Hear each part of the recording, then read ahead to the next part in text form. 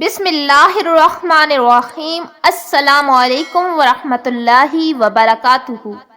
علامہ ابن حجر رحمۃ اللہ علیہ نے اپنی کتاب الزواجر میں لکھا ہے کہ ایک شخص نے کہا کہ میں نے ایک شخص کو دیکھا جس کا ہاتھ کاندھے سے کٹا ہوا تھا اور وہ چیخ چیخ کر کہہ رہا تھا، مجھے دیکھ کر عبرت حاصل کرو اور کسی پر ہرگز ظلم نہ کرو۔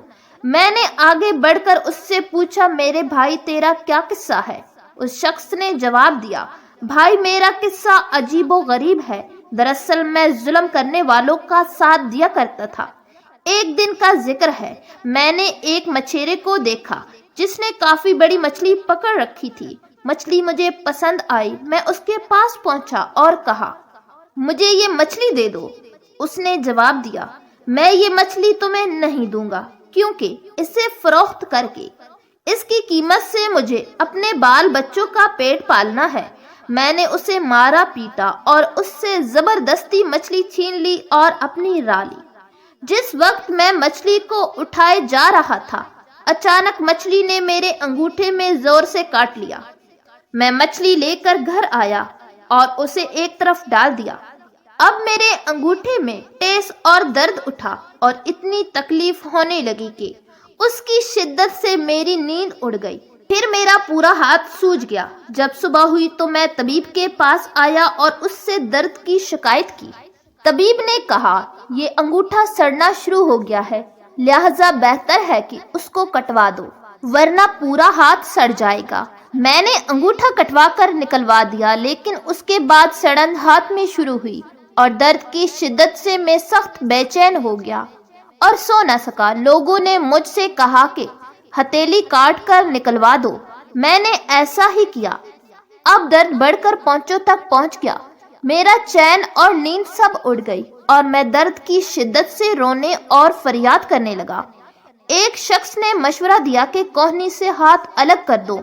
میں نے ایسا ہی کیا، لیکن اب درد مونڈے تک پہنچ گیا اور سڑن وہاں تک پہنچ گئی۔ لوگوں نے کہا کہ اب تو پورا ہاتھ مونڈے سے کٹوا دینا ہوگا، ورنہ تکلیف پورے بدن میں پھیل جائے گی۔ اب لوگ مجھ سے پوچھنے لگے کہ آخر یہ تکلیف تمہیں کیوں کر شروع ہوئی؟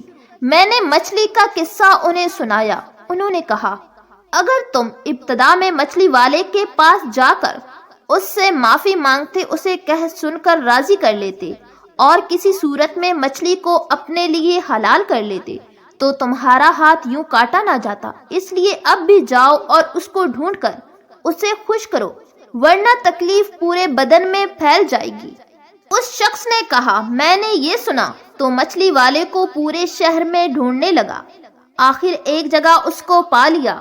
میں اس کے پیروں پر گر پڑا اور انہیں چوم کر رو رو کر کہا کہ میرے آقا، تمہیں اللہ کا واسطہ مجھے معاف کر دو۔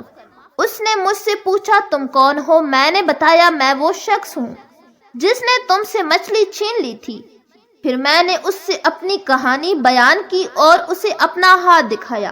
وہ دیکھ کر رو پڑا اور کہا، میرے بھائی، میں نے اس مچھلی کو تمہارے لیے حلال کیا کیونکہ تمہارا حشر میں نے دیکھ لیا۔ میں نے اس سے کہا، میرے آقا، خدا کا واسطہ دے کر میں تم سے پوچھتا ہوں کہ جب میں نے تمہاری مچھلی چھینی تو تم نے مجھے کوئی بد دعا دی تھی؟ اس شخص نے کہا، ہاں، میں نے اس وقت یہ دعا مانگی کہ اے اللہ، یہ اپنی قوت اور زور کے گھمنڈ میں مجھ پر غالب آیا اور تو نے جو رزق دیا اس نے مجھ سے چھین لیا اور مجھ پر ظلم کیا، اس لیے تو میرے سامنے اس پر زور کا کرشمہ دکھا۔ میں نے اسے کہا، میرے مالک، اللہ نے اپنا زور تمہیں دکھا دیا۔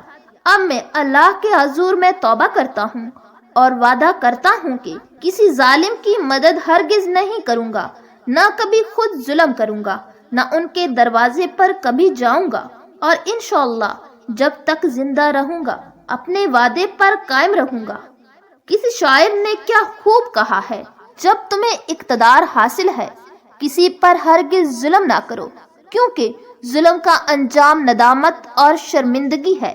تیری دونوں آنکھیں سوتی ہیں اور مظلوم جاگتا ہے اور تجھے بد دعائیں دیتا ہے، اور اللہ کی آنکھ کبھی نہیں سوتی۔ ایک دوسرے شاعر نے کہا، جب ظالم سوار ہو کر دھرتی کا سینہ رونتا ہے اور ہر کرتوت میں حد سے گزر جاتا ہے، تب تم اسے زمانے کی گردش کے حوالے کر دو، کیونکہ زمانہ اس کے سامنے وہ چیز کھول کر رکھ دے گا جو اس کے وہم و گمان میں بھی نہ ہوگی۔